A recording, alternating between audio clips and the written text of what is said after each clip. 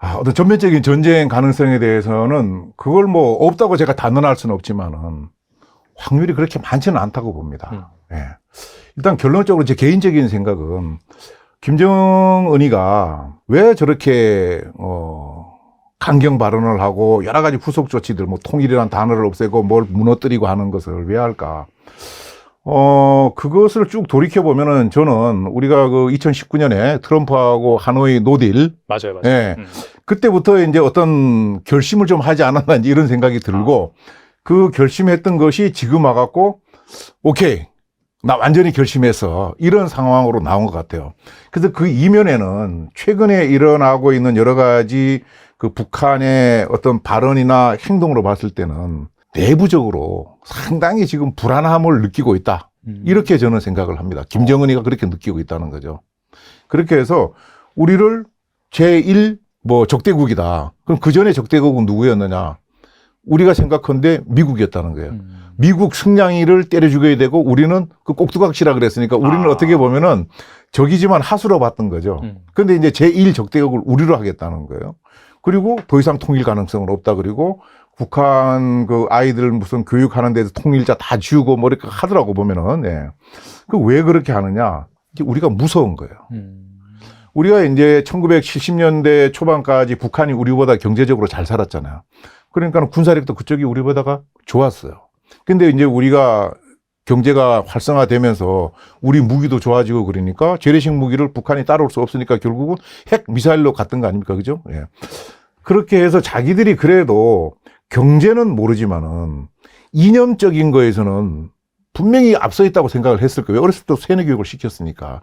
근데 그것이 요즘 막았고, 소위 우리가 뭐 MZ세대라고 하는 이런 계층에서부터 무너지고 있다고 이제 보는 거죠. 그것이 이제 두렵다고 저는 봐요. 그러다 보니까, 남한하고 자꾸 교류하고 왔다 갔다 해봐야 득될 거 없다는 생각을 이제 김정은이가 한 것 같고, 그럴 바에는 아예 자기 내부 체제가 흔들리지 않도록 옛날 흥선대원군이 쇄국 정책을 했던 것처럼 맞아요. 나 완전히 걸어 잠그겠다. 그거 완전히 걸어 잠그겠다.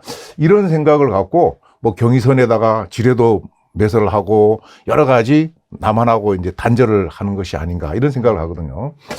그렇지 않고 만 전쟁을 하려 그러면은 광고하면 안 되거든. 기습 공격이라든지. 네, 지금도 물론 단서를 달았어요. 0.001mm라도 대한민국이 먼저 도발하면 뭐 한다고 그랬는데 맞아요. 이게 무섭다는 거예요. 사실 우리가 어떻게 보면은 김정은 입장에서는. 그런데 북한의 전략이라는 것이 단기전, 속전, 속결, 배합전이에요. 그 단기전이나 속전, 속결 하려고 그러는 이유가 6.25 때 미군을 포함한 유엔군이 오니까 이 게임이 안 된다는 걸 느꼈잖아. 그렇죠. 예, 김일성이 때부터. 그래서 김일성이 때부터 지금까지 우리는 단기전 짧고 치열하게 끝내야 된다 이렇게 한 거예요. 그렇게 하려고 그러면은 기습을 해야 되잖아. 기습을. 예. 기습을 해야 되는데 전쟁을 일으키려고 그러는 나라가 나 지금 전쟁할 거야 계속 강구하지는 않을 거라는 거죠. 그래서 결국은 김정은이가 내부 때문에 이제 저렇게 하는 것 같은데 실제로 김정은이가 며칠 전에도 보면은 공식 석상에서 내가 지방 인민들한테 기본적인 생필품도 제대로 공급하지 못하고 이렇게 하고 있다. 이 얘기를 했어요. 거기서 이야기한 생필품이 뭐냐? 알아보니까 뭐 된장, 고추장, 뭐 간장 이런 거라는 거예요. 그것도 못하는 나라가 전쟁을 어떻게 일으키겠어요? 그러니까 전쟁을 일으킨다 하더라도 전쟁이 진짜 뭐 하루 이틀 만에 끝나는 게 아니니까 외국에서 뭐도 연료도 갖고 와야 되고 해야 되니까 자금이 있어야 되는데 경제력이 뒷받침이 돼야 되는데 우리가 잘 알다시피 북한은 경제력이 뒷받침 안 되고 있거든요. 이제 그런 측면에서도 어렵고, 그 다음에 이제 뭐 수없이 보도가 됐지만은, 러시아에서는 아니라고 그러고 있지만은, 러시아가 우크라이나하고 전쟁하는데 북한의 포탄 뭐 100만 발 이상, 일부 탄도미사일 같은 것이 지금 가 있는 것이 명확하다고 볼 수 있잖아요. 맞아요. 예, 그런데 무슨 뭐 탄약고가 비었는데 어떻게 이제 전쟁을 할 것인가. 이게 말이 안 된다는 것이죠. 이제 그런 측면에서는 어떤 전면적인 전쟁을 김정은이가 일으키는 건 어렵다. 자, 그러면은 내가 가진 게 없으니까 내가 전쟁 일으키면은 뒤에 형님들이 도와줄 거야. 중국이나 러시아가. 자, 러시아는 지금 자기 코가 석자잖아요. 도와줄 여력이 안 되는 거죠. 자기가 지금 탄약이 없고 병력 동원도 안 되고 이렇게 해서 진짜 가진 것 없다고 생각했던 북한한테 손 내밀어 갖고 빌려가는 마당에 북한 전쟁을 어떻게 도와주겠어요. 예. 그러니까 이건 안 되는 거고, 러시아는 여러 가지 이제 보도를 보면은 지난번에 이제 우리 그 윤석열 대통령이 우크라이나 잠깐 갔었잖아요. 네. 그리고 이제 뭐 또 우리가 그쪽에다가 뭐 무기 지원한다고 한 적이 없는데, 예, 무기 지원하지 마라 하고, 예, 러시아에서 우리한테 뭐 경고다 얘기를 하고 이렇게 하잖아요. 그렇게 하는 것은 러시아가 뭐 앞으로 뭐 10년 내내 계속 전쟁할 것도 아니고 나름대로 우크라이나 저걸 빨리 끝내고 싶겠죠. 끝내고 나면은 사실은 북한은 이용해 먹을 가치가 없는 거예요. 그거 어디다 써먹겠어요. 그러면 푸틴도 기본적으로 자기 국민들 뭐 좀 먹여 살려야 될 거 아니에요. 그럼 결국은 우리나라하고 경제 교류를 해야 되는 상황이기 때문에 자꾸 이제 우리한테 야, 대한민국 너 선 넘지 마. 나 나중에 전쟁 빨리 하고 저 김정은이 제가 아니고 니하고 나 지금 손잡고 놀아야 되잖아. 이 생각을 하고 있기 때문에 함부로 북한에다가 전쟁 지원을 할 수 없을 거라고 저는 생각을 하고 중국도 마찬가지다. 6.25 때는 어떻게 하다가 이제 이렇게 뭐 이렇게 했지만은 중국도 지금 대만하고 지금 뭐 할지 안 할지 모르지만 여러 가지 머리가 아프잖아요. 거기다가 중국 경제도 제가 알고 있는 범위에서는 뭐 녹록지가 않다. 그 중국은 나름대로 이 시장 경제를 도입을 해갖고 그렇죠. 예, 미국을 쫓아가겠다고 하고 있는데 만약에 북한의 전쟁을 지원해줬다 그러면은 소위 왕따 당할 거 아니에요. 세계에서. 그래서 이제 우리가 이 여러 가지 공급망 이런 걸 고려했을 때 지금도 중국하고 자꾸 좀 멀어지려고 사람들이 하고 있는데 그런 측면에서 중국이 함부로 하지 않을 것이다. 그래서 중국도 나름대로 이 경제에 관련된 국제 규범을 지키려고 노력할 거기 때문에 그 옛날처럼 야 좋아 우리 뭐 몇십만 간다 이렇게 하지는 않을 거라고 저는 보는 겁니다. 그런 것을 김정은 또 누구보다가 잘 알고 있을 거라고 생각을 해요. 그 여러 가지 내외적인 환경이 당장 전쟁을 일으킬 상황은 아니다. 저는 개인적으로 이렇게 평가를 하고 있습니다. 앞서서도 뭔가 이제 도발의 가능성이 있다라고 하셨는데 철저하게 응징을 해야 된다. 지금까지 네. 제대로 못했다라고 하셨는데 만약에 그렇다면 그 응징하는 뭐 보복 수위라든지 그런 게 어떻게 좀 돼야 될까요? 우리나라 군이? 그거는 이제 우리가 교정규칙에 나와 있는 대로, 예. 지금 국방부 장관은 즉강 끝단에 즉시 강하게 끝까지 이제 하라는 거고, 과거에 이제 김관진 장관 계실 때도 선조치 후보고 해라. 쏠까요 말까요? 얼마, 이거 하지 말고, 예. 원점과 그 지휘부일 때 완전히 그냥 타격을 하라 그랬잖아요. 예. 통상 이제 그 과거에 제 기억에 교정규칙이 통상 우리가 한 방 맞으면 두 방 때리고 뭐 이런 식이었는데, 그때 김관진 장관 있을 때가 한 3배 정도 응징을 했던 걸로 기억이 나는데, 예, 그때 이제 여러 뭐 탈북한 사람들이나 보도된 걸로 봤을 때, 그 연평도 포격전 때 우리가 그 대응 사격하고 했던 거에 대해서 많은 피해가 있다 그러잖아요. 예, 예. 그래서 뭔가 하여튼 확실하게 좀 이렇게, 뭘로 할지는 뭐 제가 현역이 아니라서 잘 모르고, 현역이라 하더라도 말할 수가 없겠지만은, 그렇죠. 예. 네네. 뭔가 하여튼 확실하게 응징을 해줘야 된다. 예. 준비를 뭐 잘하고 있지 않겠나 싶습니다. 예. 확실히 그런 걸 감안한다라고 한다면은 그렇게 막 센 도발을 하기가 좀 애매하긴 하겠네요. 북한 임정. 그렇죠. 예. 그 전쟁을 일으킨다 그러면은, 우리가 흔히 그런 이야기 하잖아요. 한반도에서 전쟁이 일어났을 때, 북한하고 남한하고 나라끼리만 놓고 봤을 때, 누가 더 손해냐. 우리 남한이 손해죠, 사실은. 북한은 뭐 사실 빌딩도 없고, 뭐 깨질 게 별로 없잖아요. 깨져봐야 인민들한테 영향 미치는 건 거의 없어요. 군사시설 깨지고 할 거니까. 근데 우리는 군사시설보다도 민간시설이 더 취약하게 노출되어 있잖아요. 우리가 이럴 게 많지만은, 나라적으로 봤을 때는, 그러나 더 깊게 들어가서 개인적으로 봤을 때는, 이 한반도 전체에서 전쟁 나면 가장 손해인 사람이 누구냐? 김정은이라는 거죠. 예. 자기 그 할아버지 김일성, 김정일, 자기까지 와갖고 이제 김주희한테 뭘 넘겨주겠다고 하는 이 마당에 전쟁을 일으키면은, 핵을 쓰는 순간에 자기도 죽는다는 거 다 알지 않습니까? 시차가 있을지 모르지만은 핵 안 쓸 거예요. 그럼 재래식 무기를 해야 되는데 게임이 안 되잖아, 우리하고. 그 전쟁을 못 하는 거예요. 그런 상황인데 전쟁을 일으킨다? 그러면은 지금 김정은이가 갖고 있는, 자기는 북한에 있는 거 모든 걸 자기 마음대로 다 할 수 있잖아요. 전국에 뭐 특각이라 그래도 별장도 다 있고, 그 다음에 어느 분이 그러더라고요. 그 2,500만 있으면은 그 2,500만 인민들이 옛날로 따지면 다 김정은이 노예라는 거죠.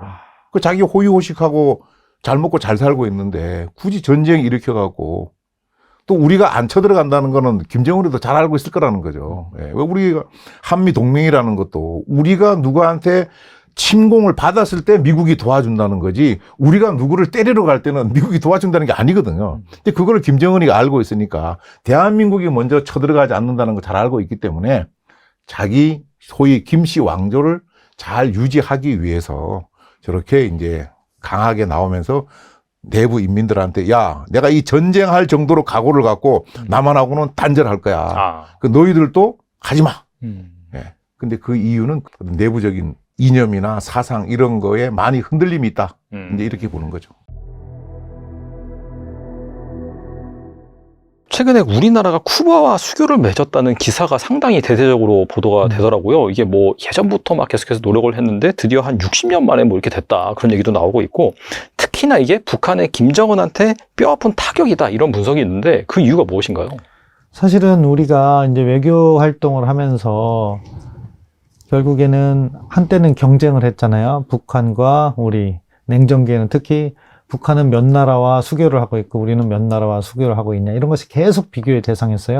그렇지만 탈냉전 이후 이것은 무의미할 정도로 우리는 전 세계 거의 모든 국가와 수교를 했고 북한은 핵 개발과 함께 외교적 교류를 차단당하는 상황이 있었던 거죠. 그럼에도 불구하고 끝까지 북한 편에 남은 나라가 쿠바예요. 그런데 쿠바가 북한과는 뭐 형제국 이렇게 이야기를 해왔던 거죠. 그런데 쿠바는 지금 미국 옆에 있지만 미국의 이제 경제 제재로 인해서 경제 상황이 되게 어려워요. 그래서 우리나라와 같이 왜냐면 우리나라 관광객이 의외로 많이 가더라고요. 쿠바 쪽을요? 예. 저도 몰랐는데 통계가 좀 있더라고요. 그러니까 한국의 관광객을 좀 받고 하는 그런 생각은 사실은 탈냉전 이후 조금씩 커져왔어요. 특히 이제 문재인 정부 이전이죠. 박근혜 정부 때 이런 것을 활용해서 쿠바와 우리가 외교 관계를 수립하면 북한의 외교적 고립이 더 심화되고 그렇기 때문에 북한 핵 문제라든가 이런 부분에 있어서 우리가 뭔가 어떠한 동력을 가져갈 수 있겠다 하는 차원에서 노력을 해왔죠. 그래서 거의 가까이 갔었어요. 그런데 그럼에도 불구하고 쿠바 측에서 북한을 배려해서 외교 관계는 안 된다는 상황이었던 거죠. 그런데 이제 이번 윤석열 정부 들어서 그러한 노력을 다시 한번 박차를 가했고 그런 상황에서 쿠바도 너무 어렵다 보니까 뭔가 활로를 찾아야겠다 하는 생각에서 우리와 수교를 하게 된 거예요. 이게 왜 의미가 있냐? 북한으로서는 아무리 뭐 사회주의 형제국 이런 얘기 들어봤자 정말로 세상을 굴리는 것은 경제고 그 경제라는 동력으로 인해서 스스로 형제국이라는 나라까지 잃어버리는 그러한 냉혹한 국제 정세를 북한이 아마 깨닫게 됐을 거예요. 물론 지금 북한 정세가 뭐 그렇게 어려운 것만은 아니에요. 왜냐하면은 우크라이나 전쟁으로 인해서 북한과 러시아 관계가 지금 상당히 좋은 상황이거든요. 맞아요. 그러다 보니까 뭐 자기 나름대로 활로가 있어서 뭐 나름 뭐 그 충격을 흡수할 수는 있겠다고 보겠지만 상황은 또 언제나 돌변합니다. 우크라이나 전쟁이 내년 정도나 어느 시점에서 종결된다. 그럼 그 이후의 상황은 또 바뀌는 거거든요. 그렇잖아요. 그럼 맞아요. 그때가 되면은 러시아는 북한의 재래식 무기 체계를 수입할 필요가 없는 거고 북한에 대해서 또 냉담할 수도 있는 거예요. 그러한 상황에서 다시 쿠바? 안 돌아오죠. 이미 한국과 수교가 됐으니까. 그런 외교적 여건의 변화가 이루어지면은 향후에 상황 변화에 따른 포석 문제라든가 대응 문제가 달라지기 때문에 북한으로서는 매우 아플 것이다. 그렇게 생각되고요. 이렇게 결국에는 핵 문제를 우리가 해결하기 위해선 결국에는 어렵긴 하지만 외교적으로 북한을 압박할 수 있는 공간이 마련돼야 되거든요. 그런 차원에서 상당히 의미 있는 성과라고 보고요. 지금 뭐 중국이나 러시아가 미중 전략 경쟁과 또 우크라이나 전쟁으로 인해서 북한을 약간 감싸고 도는 모습을 보이지만 이러한 상황이 변했을 때 북한에게 새로운 위기가 찾아올 수 있고 그런 상황이 조성돼야 북한이 절대 내놓을 수 없다는 핵무기와 관련해서도 협상을 시작할 것이다. 그렇기 때문에 이 쿠바 문제가 아주 큰 문제는 아니지만 그러한 길로 나가는 어려운 길에 하나의 조약돌 역할을 할 수 있고 우리에게는 외교적으로 참 큰 성과다 이렇게 말씀드릴 수 있겠습니다. 앞서서 러시아 뭐 말씀도 하셨는데 전쟁이 끝나면은 이제 북한이 더 이상 러시아 입장에서는 필요 없을 수가 있으니 그때는 사실 러시아 입장에서도 뭔가 재건이라든지 그런 뭐 수요가 필요한 거고 그렇죠. 그것 때문에 한국과의 그 마지막 그 손잡을 수 있는 그렇죠. 그렇다는 분석이 있더라고요. 네, 맞아요. 정확하게 보셨어요. 그러니까 외교 관계는요 언제든지 상황이 변할 수가 있기 때문에 소위 말해서 하나에 몰입한다. 좀 속된 표현으로 몰빵한다. 이런 건 하지 않아요. 그러니까 뭐 지금 한러 관계가 안 좋을 수밖에 없는 상황이라고 그렇죠. 하지만 그럼에도 불구하고 이것이 파탄으로 가지 않는 것은 러시아 입장에서도 우크라이나 전쟁이 끝나면 러시아도 뭔가 경제 발전이라든가 재건이 필요할 텐데 그때 한국의 우수한 기업을 무시할 수가 없는 거거든요. 한국과의 경제 협력도 필요한 부분이 있는 것이고 그렇기 때문에 외교 관계만큼은 이어가고 있는 것이고 그러한 상황에 도래했을 때 경제적으로 한국이 훨씬 더 중요한 국가가 되잖아요. 그렇기 때문에 다시 북한을 다르게 대할 가능성은 있는 거죠.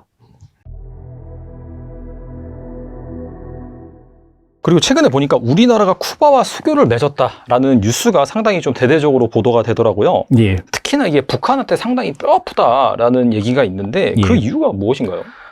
이게 한국과 쿠바 수교는 북한과 벌이는 이제 외교전의 승리라고, 결정적 승리라고 볼 수 있습니다. 한국이 유엔 가입, 그러니까 유엔 회원 국가를 기준으로 해가지고 수교를 맺지 못한 나라가 딱 두 나라가 있습니다. 쿠바와 시리아.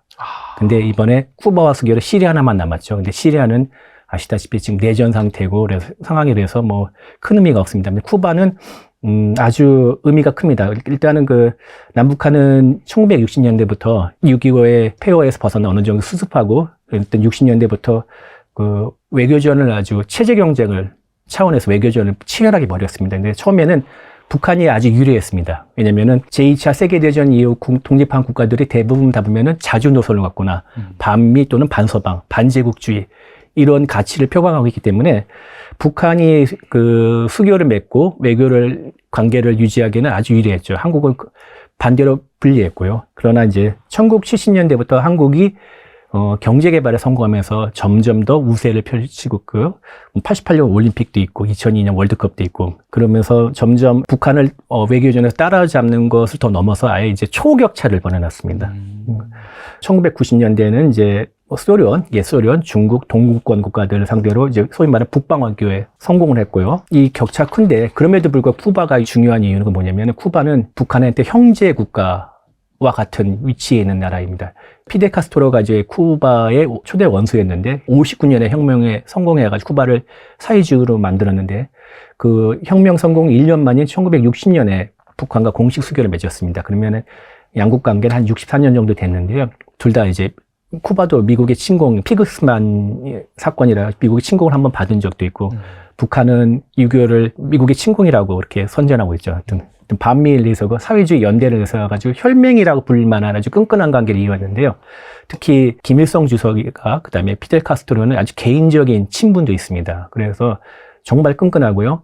얘가 이제 피델이 2016년 사망했는데 김정은이 평양에 있는 쿠바 대사관을 직접 찾아가가 조문한 적도 있고요. 2018년 11월에는 당시 쿠바 국가 평의회 의장이 방북했고요. 또 올해 1월 1일 새해 첫날이죠. 그는 김정은이 쿠바의 쿠바 혁명 60주년을 기념한다는, 축하한다는 축전까지 보내는 그게 이제 북한 관영 매체에 나왔었죠. 네. 그렇기 때문에 북한이 한국과 쿠바의 수교에 대해서 어떻게 생각할지 여러분도 짐작할 수 있을 거고, 그리고 김정은이 공교롭게도 쿠바와 한국과 수교 이후에 공식 행사에서 좀 잠적하다시피 두문불출하고 있습니다. 네. 말씀을 들어보니까 어떻게 본다면은 약간 진짜 형제한테 배신을 당한 그런 그렇죠. 느낌이 들 수밖에 없겠어요. 그렇죠. 올해 초에도 축전 보냈다고 60주년이면 특히나 이제 65주년. 65주년. 네. 65주년이면 특히나 이제 뭔가 의미 있는 그런 주년인 것 그렇죠. 같긴 한데. 북한에서는 이제 꺾어지는 애가 정주년이라 가지고 5년, 5주년, 10주년 이렇게 그렇죠. 요 단위로서 아주 되게 큰 의미를 부여하고 있습니다. 쿠바도 사실 그걸 알면에도 불구하고 우리나라랑 손을 잡았다는 것 자체가 사실 북한이랑 계속해서 가는 것보다는 우리나라랑 손잡고 가는 것들이 자기네 나라한테는 훨씬 이득이다라고 이제 전략적인 판단을 했었겠네요. 제가 쿠바의 외교 당국자더라도 북한과는 정치적 이해를 같이 하지만은 쿠바가 지금 아직도 미국의 제재를 받고 있는 상황에서 경제적으로 뭔가 도모를 하려면은 한국과 같은 나라에 도움이 필요하지 않겠습니까? 그래서 나름대로 체리 피킹을 할 수 있겠죠. 북한과는 정치, 한국과는 경제, 자기의 유리한 것만 취할 수 있는 그런 외교를 펼치지 않겠습니까? 어떤 전면적인 전쟁 가능성에 대해서는 그걸 없다고 제가 단언할 수는 없지만은 확률이 그렇게 많지는 않다고 봅니다. 예. 일단 결론적으로 제 개인적인 생각은 김정은이가 왜 저렇게 강경 발언을 하고 여러 가지 후속 조치들, 뭐 통일이라는 단어를 없애고 뭘 무너뜨리고 하는 것을 왜 할까?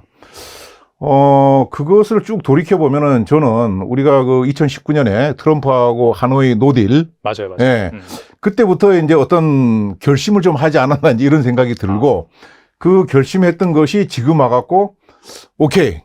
나 완전히 결심해서 이런 상황으로 나온 것 같아요. 그래서 그 이면에는 최근에 일어나고 있는 여러 가지 그 북한의 어떤 발언이나 행동으로 봤을 때는 내부적으로 상당히 지금 불안함을 느끼고 있다. 이렇게 저는 생각을 합니다. 김정은이가 그렇게 느끼고 있다는 거죠. 그렇게 해서 우리를 제1 적대국이다. 그럼 그 전에 적대국은 누구였느냐?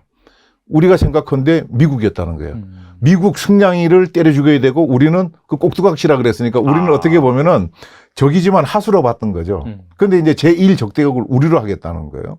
그리고 더 이상 통일 가능성은 없다. 그리고 북한 그 아이들 무슨 교육하는 데서 통일자 다 지우고 뭐 이렇게 하더라고 보면은. 예. 그 왜 그렇게 하느냐? 이제 우리가 무서운 거예요. 우리가 이제 1970년대 초반까지 북한이 우리보다 경제적으로 잘 살았잖아요. 그러니까 군사력도 그쪽이 우리보다가 좋았어요. 근데 이제 우리가 경제가 활성화되면서 우리 무기도 좋아지고 그러니까 재래식 무기를 북한이 따라올 수 없으니까 결국은 핵 미사일로 갔던 거 아닙니까? 그죠? 예. 그렇게 해서 자기들이 그래도 경제는 모르지만은 이념적인 거에서는 분명히 앞서 있다고 생각을 했을 거예요. 어렸을 때 세뇌 교육을 시켰으니까. 근데 그것이 요즘 와갖고 소위 우리가 뭐 MZ세대라고 하는 이런 계층에서부터 무너지고 있다고 이제 보는 거죠. 그것이 이제 두렵다고 저는 봐요. 그러다 보니까 남한하고 자꾸 교류하고 왔다 갔다 해봐야 득될 거 없다는 생각을 이제 김정은이가 한 것 같고, 그럴 바에는 아예 자기 내부 체제가 흔들리지 않도록 옛날 흥선대원군이 쇄국 정책을 했던 것처럼 맞아요. 나 완전히 걸어 잠그겠다. 그거 완전히 걸어 잠그겠다.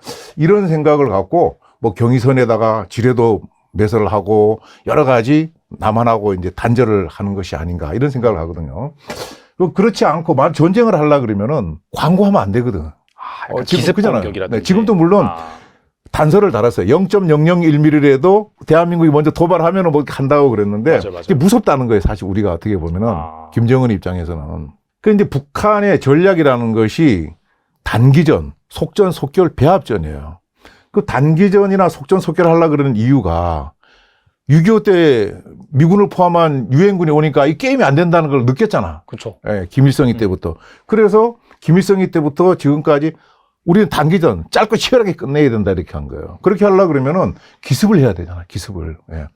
기습을 해야 되는데 전쟁을 일으키려고 그러는 나라가 나 지금 전쟁할 거야 계속 강구하지는 않을 거라는 거죠. 그래서 결국은 김정은이가 내부 때문에 이제 저렇게 하는 것 같은데, 실제로 김정은이가 며칠 전에도 보면은 공식 석상에서 내가 지방 인민들한테 기본적인 생필품도 제대로 공급하지 못하고 이렇게 하고 있다. 이 얘기를 했어요. 거기서 이야기한 생필품이 뭐냐? 알아보니까 뭐 된장, 고추장, 뭐 간장 이런 거라는 거예요. 그것도 못하는 나라가 전쟁을 어떻게 일으키겠어요?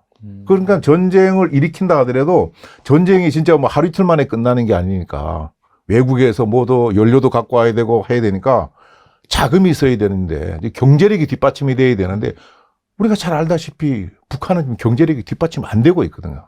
이제 그런 측면에서도 어렵고, 그 다음에 이제 뭐 수없이 보도가 됐지만은 러시아에서는 아니라고 그러고 있지만은 러시아가 우크라이나하고 전쟁하는데 북한의 포탄 뭐 100만 발 이상, 일부 탄도미사일 같은 것이 지금 가 있는 것이 명확하다고 볼 수 있잖아요. 맞아요.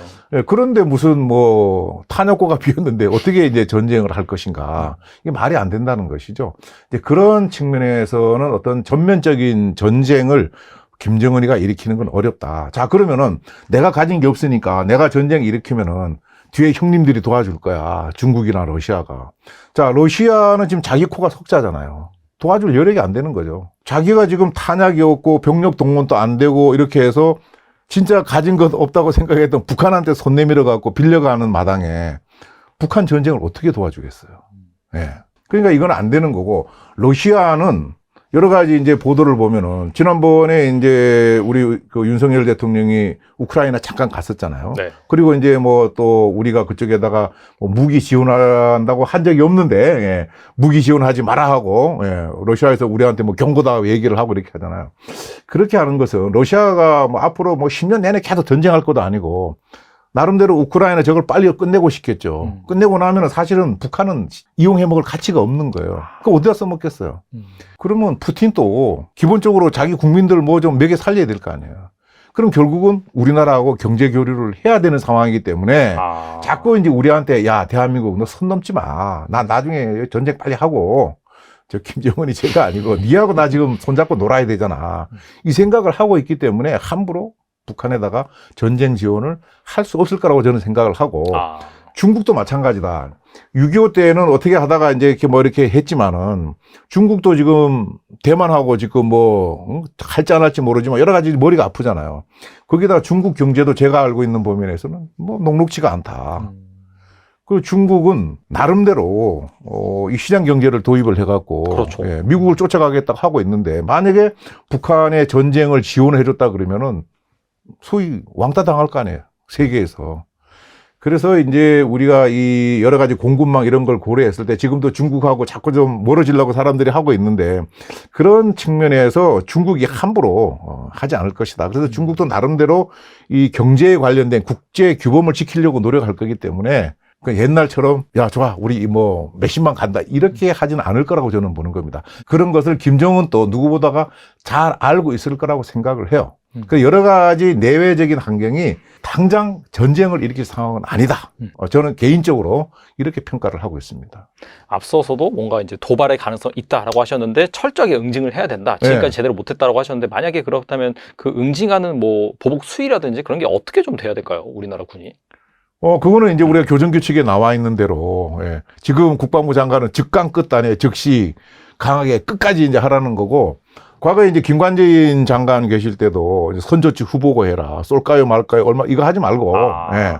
원점과 그 지휘부일 때 완전히 그냥 타격을 하라 그랬잖아요. 예. 통상 이제 그 과거에 제 기억에 교정규칙이 통상 우리가 한 방 맞으면 두 방 때리고 뭐 이런 식이었는데, 그때 김관진 장관 있을 때가 한 3배 정도 응징을 했던 걸로 기억이 나는데, 예, 그때 이제 여러 뭐 탈북한 사람들이나 보도된 걸로 봤을 때, 그 연평도 포격전 때 우리가 그 대응 사격하고 했던 거에 대해서 많은 피해가 있다 그러잖아요.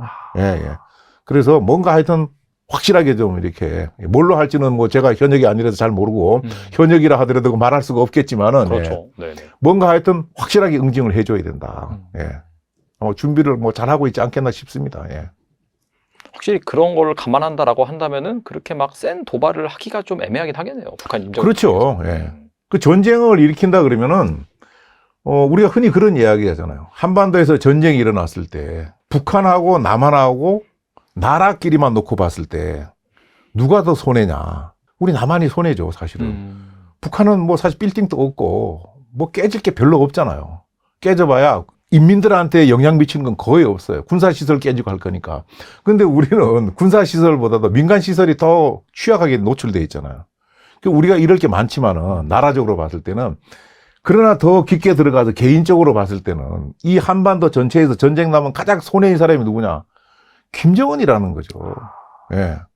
자기 그 할아버지 김일성, 김정일, 자기까지 와갖고 이제 김주희한테 뭘 넘겨주겠다고 하는 이 마당에 전쟁을 일으키면은, 핵을 쓰는 순간에 자기도 죽는다는 거 다 알지 않습니까? 시차가 있을지 모르지만은 핵 안 쓸 거예요. 그럼 재래식 무기를 해야 되는데 게임이 안 되잖아, 우리하고.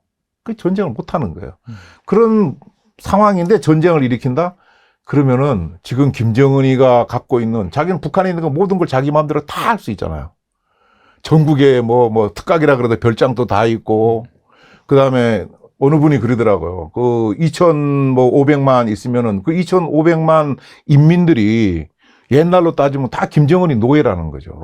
그 자기 호의호식하고 잘 먹고 잘 살고 있는데 굳이 전쟁 일으켜갖고 또 우리가 안 쳐들어간다는 거는 김정은이도 잘 알고 있을 거라는 거죠. 예. 왜 우리가 한미 동맹이라는 것도 우리가 누구한테 침공을 받았을 때 미국이 도와준다는 거지 우리가 누구를 때리러 갈 때는 미국이 도와준다는 게 아니거든요. 근데 그거를 김정은이가 알고 있으니까 대한민국이 먼저 쳐들어가지 않는다는 걸 잘 알고 있기 때문에 자기 소위 김씨 왕조를 잘 유지하기 위해서 저렇게 이제 강하게 나오면서 내부 인민들한테 야, 내가 이 전쟁할 정도로 각오를 갖고 남한하고는 단절할 거야. 그 너희들도 하지 마.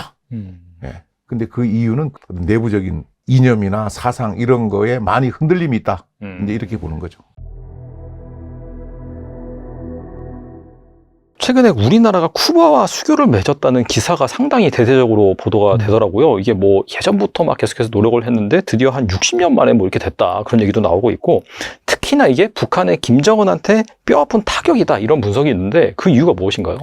사실은 우리가 이제 외교 활동을 하면서 결국에는 한때는 경쟁을 했잖아요. 북한과 우리 냉정기에는 특히 북한은 몇 나라와 수교를 하고 있고 우리는 몇 나라와 수교를 하고 있냐 이런 것이 계속 비교의 대상이었어요.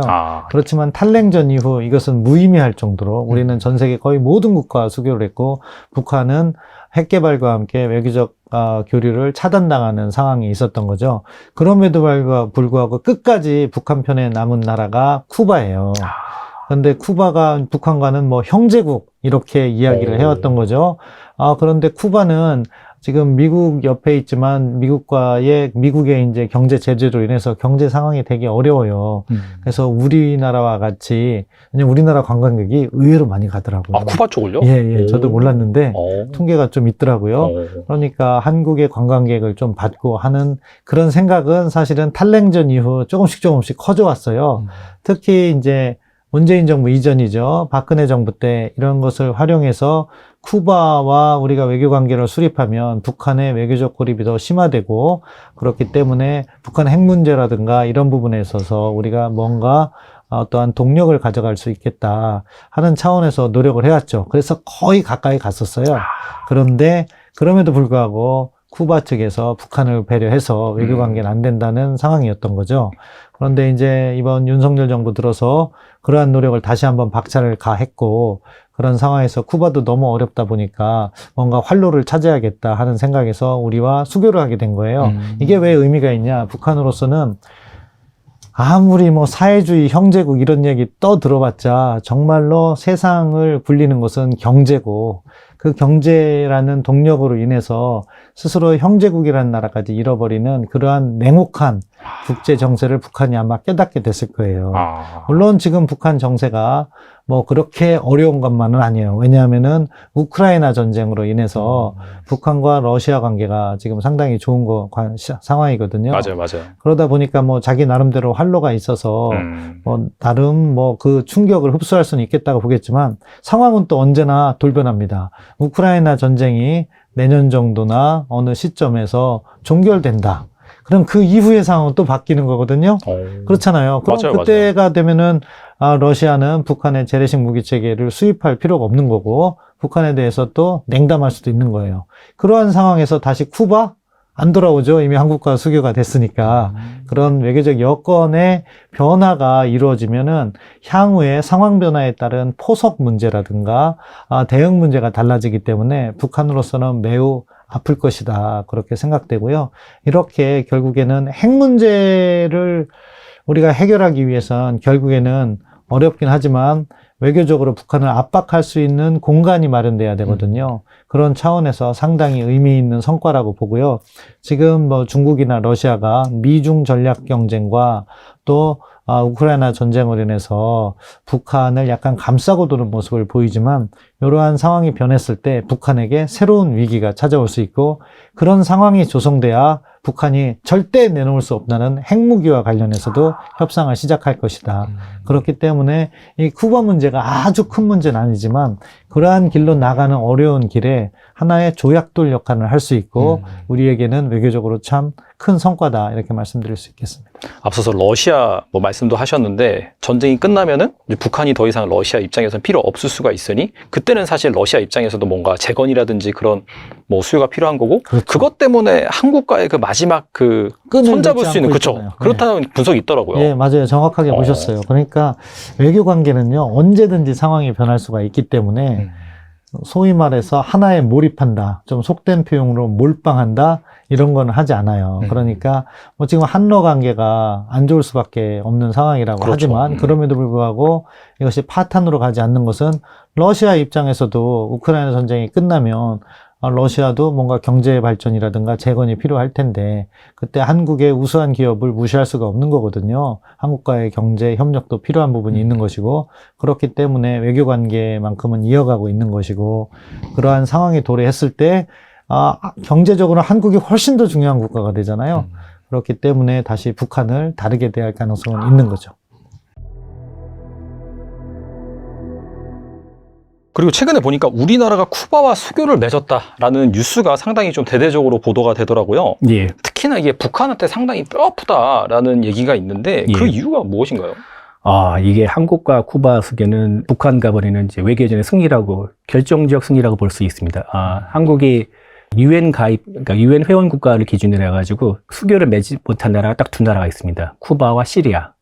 근데 이번에 쿠바와 수교로 시리아 하나만 남았죠. 근데 시리아는 아시다시피 지금 내전 상태고, 그래서 상황이라서 뭐 큰 의미가 없습니다. 근데 쿠바는 아주 의미가 큽니다. 일단은 남북한은 1960년대부터 6.25의 폐허에서 벗어나 어느 정도 수습하고, 일단 60년대부터 외교전을 아주 체제 경쟁을 차원에서 외교전을 치열하게 벌였습니다. 근데 처음에는 북한이 아주 유리했습니다. 왜냐면은 제2차 세계대전 이후 독립한 국가들이 대부분 다 보면은 자주 노선을 갖거나 반미 또는 반서방, 반제국주의 이런 가치를 표방하고 있기 때문에 북한이 수교를 맺고 관계를 유지하기에는 아주 유리했죠. 한국은 반대로 불리했고요. 그러나 이제 1970년대부터 한국이 경제 개발에 성공하면서 점점 더 우세를 펼치고 88년 올림픽도 있고 2002년 월드컵도 있고 그러면서 점점 북한을 외교전에서 따라잡는 것을 더 넘어서 아예 이제 초격차를 벌여놨습니다.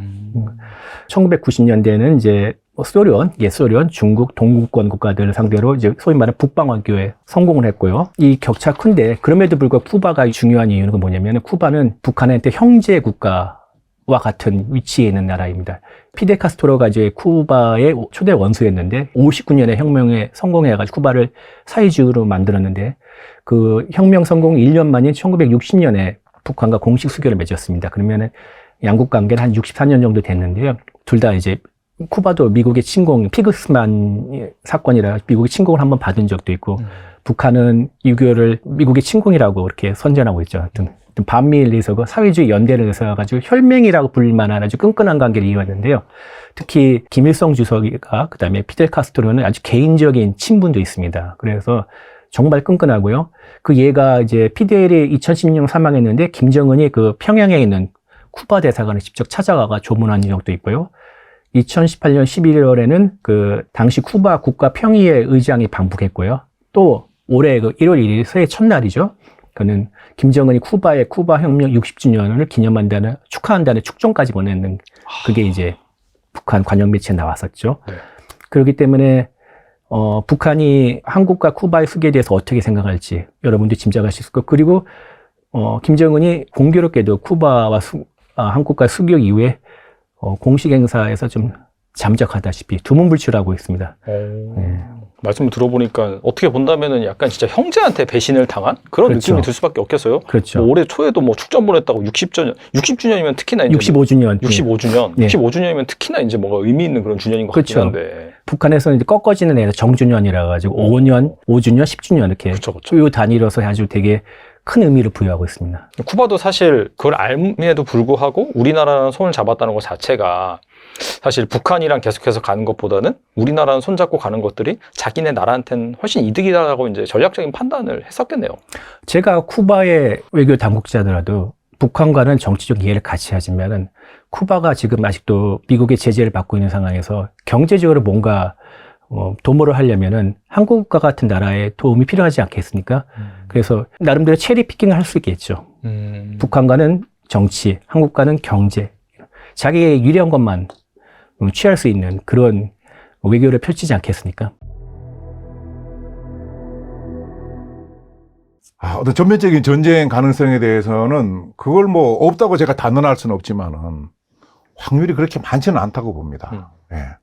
일단 결론적으로 제 개인적인 생각은 김정은이가 왜 저렇게 강경 발언을 하고 여러 가지 후속 조치들, 뭐 통일이라는 단어를 없애고 뭘 무너뜨리고 하는 것을 왜 할까?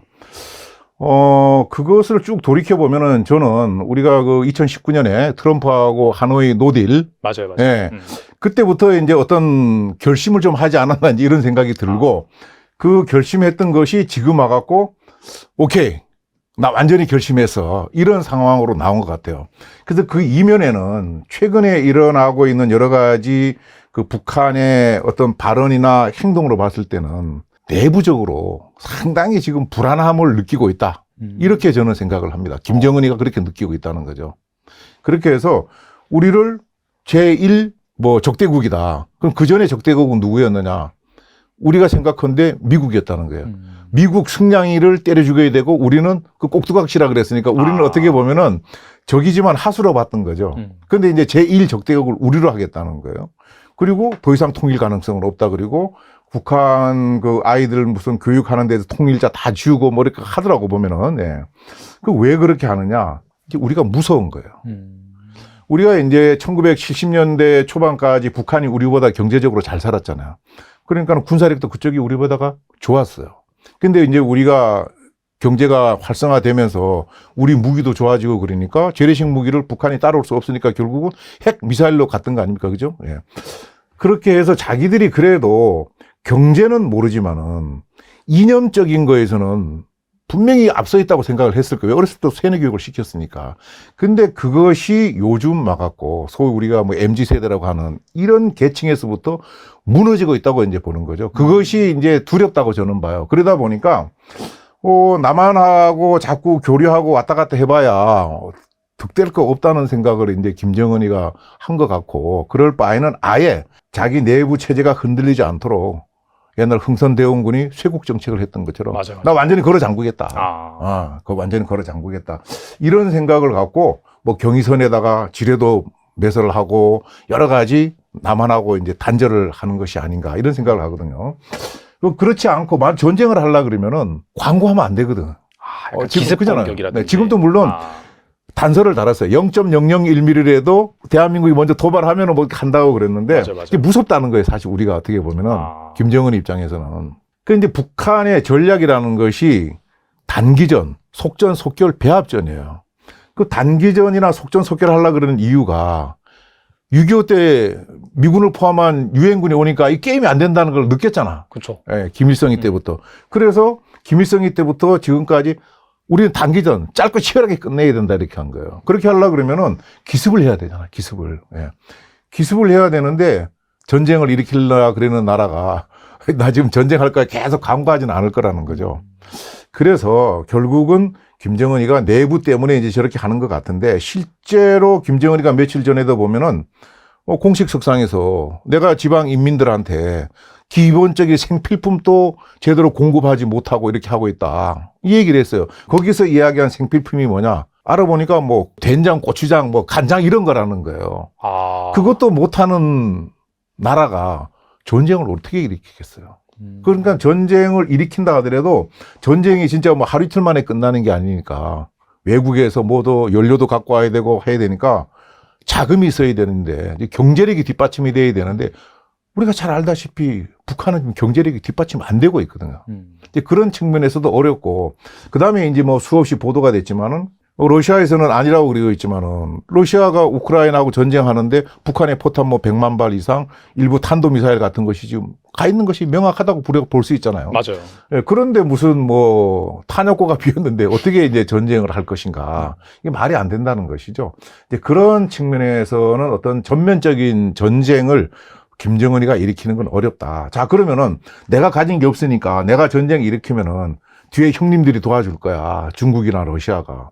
자, 러시아는 지금 자기 코가 석자잖아요. 도와줄 여력이 안 되는 거죠. 자기가 지금 탄약이 없고 병력 동원도 안 되고 이렇게 해서 진짜 가진 것 없다고 생각했던 북한한테 손 내밀어 갖고 빌려가는 마당에 북한 전쟁을 어떻게 도와주겠어요. 예. 그러니까 이건 안 되는 거고, 러시아는 여러 가지 이제 보도를 보면은 지난번에 이제 우리 그 윤석열 대통령이 우크라이나 잠깐 갔었잖아요. 네. 그리고 이제 뭐 또 우리가 그쪽에다가 뭐 무기 지원한다고 한 적이 없는데, 예, 무기 지원하지 마라 하고, 예, 러시아에서 우리한테 뭐 경고다 얘기를 하고 이렇게 하잖아요. 그렇게 하는 것은 러시아가 뭐 앞으로 뭐 10년 내내 계속 전쟁할 것도 아니고 나름대로 우크라이나 저걸 빨리 끝내고 싶겠죠. 끝내고 나면은 사실은 북한은 이용해 먹을 가치가 없는 거예요. 그거 어디다 써먹겠어요. 그러면 푸틴도 기본적으로 자기 국민들 뭐 좀 먹여 살려야 될 거 아니에요. 그럼 결국은 우리나라하고 경제 교류를 해야 되는 상황이기 때문에 자꾸 이제 우리한테 야, 대한민국 너 선 넘지 마. 나 나중에 전쟁 빨리 하고 저 김정은이 제가 아니고 니하고 나 지금 손잡고 놀아야 되잖아. 이 생각을 하고 있기 때문에 함부로 북한에다가 전쟁 지원을 할 수 없을 거라고 저는 생각을 하고 중국도 마찬가지다. 6.25 때는 어떻게 하다가 이제 이렇게 뭐 이렇게 했지만은 중국도 지금 대만하고 지금 뭐 할지 안 할지 모르지만 여러 가지 머리가 아프잖아요. 거기다가 중국 경제도 제가 알고 있는 범위에서는 뭐 녹록지가 않다. 그리고 중국은 나름대로 이 시장 경제를 도입을 해갖고 그렇죠. 예, 미국을 쫓아가겠다고 하고 있는데 만약에 북한의 전쟁을 지원을 해줬다 그러면은 소위 왕따 당할 거 아니에요. 세계에서. 그래서 이제 우리가 이 여러 가지 공급망 이런 걸 고려했을 때 지금도 중국하고 자꾸 좀 멀어지려고 사람들이 하고 있는데 그런 측면에서 중국이 함부로 하지 않을 것이다. 그래서 중국도 나름대로 이 경제에 관련된 국제 규범을 지키려고 노력할 거기 때문에 그 옛날처럼 야 좋아 우리 뭐 몇십만 간다 이렇게 하지는 않을 거라고 저는 보는 겁니다. 그런 것을 김정은 또 누구보다가 잘 알고 있을 거라고 생각을 해요. 그 여러 가지 내외적인 환경이 당장 전쟁을 일으킬 상황은 아니다. 저는 개인적으로 이렇게 평가를 하고 있습니다. 앞서서도 뭔가 이제 도발의 가능성이 있다라고 하셨는데 철저하게 응징을 해야 된다. 지금까지 네. 제대로 못했다라고 하셨는데 만약에 그렇다면 그 응징하는 뭐 보복 수위라든지 그런 게 어떻게 좀 돼야 될까요? 우리나라 군이? 그거는 이제 우리가 교정규칙에 나와 있는 대로, 예. 지금 국방부 장관은 즉강 끝단에 즉시 강하게 끝까지 이제 하라는 거고, 과거에 이제 김관진 장관 계실 때도 선조치 후보고 해라. 쏠까요 말까요? 얼마, 이거 하지 말고, 예. 원점과 그 지휘부일 때 완전히 그냥 타격을 하라 그랬잖아요. 예. 통상 이제 그 과거에 제 기억에 교정규칙이 통상 우리가 한 방 맞으면 두 방 때리고 뭐 이런 식이었는데, 그때 김관진 장관 있을 때가 한 3배 정도 응징을 했던 걸로 기억이 나는데, 예, 그때 이제 여러 뭐 탈북한 사람들이나 보도된 걸로 봤을 때, 그 연평도 포격전 때 우리가 그 대응 사격하고 했던 거에 대해서 많은 피해가 있다 그러잖아요. 예, 예. 그래서 뭔가 하여튼 확실하게 좀 이렇게, 뭘로 할지는 뭐 제가 현역이 아니라서 잘 모르고, 현역이라 하더라도 말할 수가 없겠지만은, 그렇죠. 예. 뭔가 하여튼 확실하게 응징을 해줘야 된다. 예. 준비를 뭐 잘하고 있지 않겠나 싶습니다. 예. 확실히 그런 걸 감안한다라고 한다면은 그렇게 막 센 도발을 하기가 좀 애매하긴 하겠네요. 북한 임정. 그렇죠. 예. 그 전쟁을 일으킨다 그러면은, 우리가 흔히 그런 이야기 하잖아요. 한반도에서 전쟁이 일어났을 때, 북한하고 남한하고 나라끼리만 놓고 봤을 때, 누가 더 손해냐. 우리 남한이 손해죠, 사실은. 북한은 뭐 사실 빌딩도 없고, 뭐 깨질 게 별로 없잖아요. 깨져봐야 인민들한테 영향 미치는 건 거의 없어요. 군사시설 깨지고 할 거니까. 근데 우리는 군사시설보다도 민간시설이 더 취약하게 노출되어 있잖아요. 우리가 이럴 게 많지만은, 나라적으로 봤을 때는, 그러나 더 깊게 들어가서 개인적으로 봤을 때는, 이 한반도 전체에서 전쟁 나면 가장 손해인 사람이 누구냐? 김정은이라는 거죠. 예. 자기 그 할아버지 김일성, 김정일, 자기까지 와갖고 이제 김주희한테 뭘 넘겨주겠다고 하는 이 마당에 전쟁을 일으키면은, 핵을 쓰는 순간에 자기도 죽는다는 거 다 알지 않습니까? 시차가 있을지 모르지만은 핵 안 쓸 거예요. 그럼 재래식 무기를 해야 되는데 게임이 안 되잖아, 우리하고.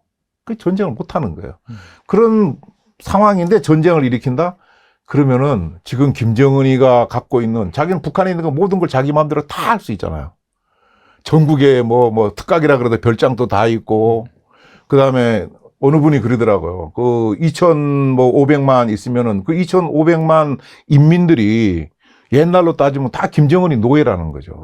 그 자기 호의호식하고 잘 먹고 잘 살고 있는데 굳이 전쟁 일으켜갖고 또 우리가 안 쳐들어간다는 거는 김정은이도 잘 알고 있을 거라는 거죠. 예. 왜 우리가 한미 동맹이라는 것도 우리가 누구한테 침공을 받았을 때 미국이 도와준다는 거지 우리가 누구를 때리러 갈 때는 미국이 도와준다는 게 아니거든요. 근데 그걸 김정은이가 알고 있으니까 대한민국이 먼저 쳐들어가지 않는다는 걸 잘 알고 있기 때문에 자기 소위 김씨 왕조를 잘 유지하기 위해서 저렇게 이제 강하게 나오면서 내부 인민들한테 야, 내가 이 전쟁할 정도로 각오를 갖고 남한하고는 단절할 거야. 그 너희들도 하지 마. 예. 근데 그 이유는 내부적인 이념이나 사상 이런 거에 많이 흔들림이 있다. 이제 이렇게 보는 거죠. 최근에 우리나라가 쿠바와 수교를 맺었다는 기사가 상당히 대대적으로 보도가 되더라고요. 이게 뭐 예전부터 막 계속해서 노력을 했는데 드디어 한 60년 만에 뭐 이렇게 됐다. 그런 얘기도 나오고 있고 특히나 이게 북한의 김정은한테 뼈아픈 타격이다. 이런 분석이 있는데 그 이유가 무엇인가요? 사실은 우리가 이제 외교 활동을 하면서 결국에는 한때는 경쟁을 했잖아요. 북한과 우리 냉전기에는 특히 북한은 몇 나라와 수교를 하고 있고 우리는 몇 나라와 수교를 하고 있냐 이런 것이 계속 비교의 대상이었어요. 그렇지만 탈냉전 이후 이것은 무의미할 정도로 우리는 전 세계 거의 모든 국가와 수교를 했고 북한은 핵 개발과 함께 외교적 교류를 차단당하는 상황이 있었던 거죠. 그럼에도 불구하고 끝까지 북한 편에 남은 나라가 쿠바예요. 그런데 쿠바가 북한과는 뭐 형제국 이렇게 이야기를 해왔던 거죠. 그런데 쿠바는 지금 미국 옆에 있지만 미국의 이제 경제 제재로 인해서 경제 상황이 되게 어려워요. 그래서 우리나라와 같이 왜냐면 우리나라 관광객이 의외로 많이 가더라고요. 쿠바 쪽을요? 예, 저도 몰랐는데 통계가 좀 있더라고요. 그러니까 한국의 관광객을 좀 받고 하는 그런 생각은 사실은 탈냉전 이후 조금씩 커져왔어요. 특히 이제 문재인 정부 이전이죠. 박근혜 정부 때 이런 것을 활용해서 쿠바와 우리가 외교 관계를 수립하면 북한의 외교적 고립이 더 심화되고 그렇기 때문에 북한 핵 문제라든가 이런 부분에 있어서 우리가 뭔가 어떠한 동력을 가져갈 수 있겠다 하는 차원에서 노력을 해왔죠. 그래서 거의 가까이 갔었어요. 그런데 그럼에도 불구하고 쿠바 측에서 북한을 배려해서 외교 관계는 안 된다는 상황이었던 거죠. 그런데 이제 이번 윤석열 정부 들어서 그러한 노력을 다시 한번 박차를 가했고 그런 상황에서 쿠바도 너무 어렵다 보니까 뭔가 활로를 찾아야겠다 하는 생각에서 우리와 수교를 하게 된 거예요. 이게 왜 의미가 있냐? 북한으로서는 아무리 뭐 사회주의 형제국 이런 얘기 들어봤자 정말로 세상을 굴리는 것은 경제고 그 경제라는 동력으로 인해서 스스로 형제국이라는 나라까지 잃어버리는 그러한 냉혹한 국제 정세를 북한이 아마 깨닫게 됐을 거예요. 물론 지금 북한 정세가 뭐 그렇게 어려운 것만은 아니에요. 왜냐하면은 우크라이나 전쟁으로 인해서 북한과 러시아 관계가 지금 상당히 좋은 상황이거든요. 맞아요. 그러다 보니까 뭐 자기 나름대로 활로가 있어서 뭐 나름 뭐 그 충격을 흡수할 수는 있겠다고 보겠지만 상황은 또 언제나 돌변합니다. 우크라이나 전쟁이 내년 정도나 어느 시점에서 종결된다. 그럼 그 이후의 상황은 또 바뀌는 거거든요. 그렇잖아요. 그럼 그때가 되면은 러시아는 북한의 재래식 무기 체계를 수입할 필요가 없는 거고 북한에 대해서 또 냉담할 수도 있는 거예요. 그러한 상황에서 다시 쿠바? 안 돌아오죠. 이미 한국과 수교가 됐으니까. 그런 외교적 여건의 변화가 이루어지면은 향후에 상황 변화에 따른 포석 문제라든가 대응 문제가 달라지기 때문에 북한으로서는 매우 아플 것이다. 그렇게 생각되고요. 이렇게 결국에는 핵 문제를 우리가 해결하기 위해선 결국에는 어렵긴 하지만 외교적으로 북한을 압박할 수 있는 공간이 마련돼야 되거든요. 그런 차원에서 상당히 의미 있는 성과라고 보고요. 지금 뭐 중국이나 러시아가 미중 전략 경쟁과 또 우크라이나 전쟁으로 인해서 북한을 약간 감싸고 도는 모습을 보이지만 이러한 상황이 변했을 때 북한에게 새로운 위기가 찾아올 수 있고 그런 상황이 조성돼야 북한이 절대 내놓을 수 없다는 핵무기와 관련해서도 협상을 시작할 것이다. 그렇기 때문에 이 쿠바 문제가 아주 큰 문제는 아니지만 그러한 길로 나가는 어려운 길에 하나의 조약돌 역할을 할 수 있고 우리에게는 외교적으로 참 큰 성과다 이렇게 말씀드릴 수 있겠습니다. 앞서서 러시아 뭐 말씀도 하셨는데 전쟁이 끝나면은 이제 북한이 더 이상 러시아 입장에서는 필요 없을 수가 있으니 그때는 사실 러시아 입장에서도 뭔가 재건이라든지 그런 뭐 수요가 필요한 거고 그렇죠. 그것 때문에 한국과의 그 마지막 그 손잡을 수 있는 그렇죠. 그렇다는 분석이 있더라고요. 예, 맞아요. 정확하게 보셨어요. 그러니까 외교 관계는요 언제든지 상황이 변할 수가 있기 때문에 소위 말해서 하나에 몰입한다. 좀 속된 표현으로 몰빵한다. 이런 건 하지 않아요. 그러니까 뭐 지금 한러 관계가 안 좋을 수밖에 없는 상황이라고 그렇죠. 하지만 그럼에도 불구하고 이것이 파탄으로 가지 않는 것은 러시아 입장에서도 우크라이나 전쟁이 끝나면 러시아도 뭔가 경제 발전이라든가 재건이 필요할 텐데 그때 한국의 우수한 기업을 무시할 수가 없는 거거든요. 한국과의 경제 협력도 필요한 부분이 있는 것이고 그렇기 때문에 외교 관계만큼은 이어가고 있는 것이고 그러한 상황에 도래했을 때 경제적으로 한국이 훨씬 더 중요한 국가가 되잖아요. 그렇기 때문에 다시 북한을 다르게 대할 가능성은 있는 거죠. 그리고 최근에 보니까 우리나라가 쿠바와 수교를 맺었다라는 뉴스가 상당히 좀 대대적으로 보도가 되더라고요. 예. 특히나 이게 북한한테 상당히 뼈아프다라는 얘기가 있는데 그 이유가 무엇인가요? 이게 한국과 쿠바 수교는 북한과 벌이는 이제 외교전의 승리라고, 결정적 승리라고 볼 수 있습니다. 한국이 유엔 가입, 그러니까 유엔 회원 국가를 기준으로 해가지고 수교를 맺지 못한 나라가 딱 두 나라가 있습니다. 쿠바와 시리아.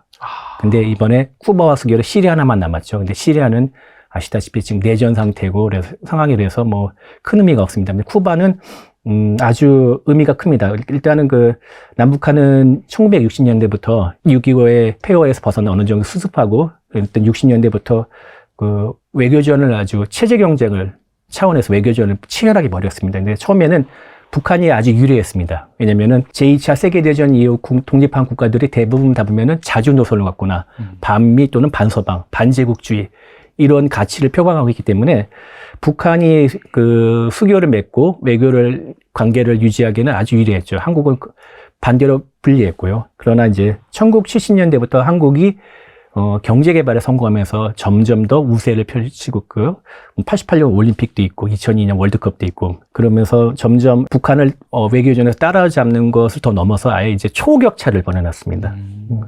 1990년대에는 이제 소련, 옛소련, 중국, 동구권 국가들을 상대로 이제 소위 말하는 북방원교에 성공을 했고요. 이 격차 큰데 그럼에도 불구하고 쿠바가 중요한 이유는 뭐냐면 쿠바는 북한한테 형제 국가와 같은 위치에 있는 나라입니다. 피델 카스트로가 이제 쿠바의 초대 원수였는데 59년에 혁명에 성공해가지고 쿠바를 사회주의로 만들었는데 그 혁명 성공 1년 만인 1960년에 북한과 공식 수교를 맺었습니다. 그러면은 양국 관계는 한 64년 정도 됐는데요.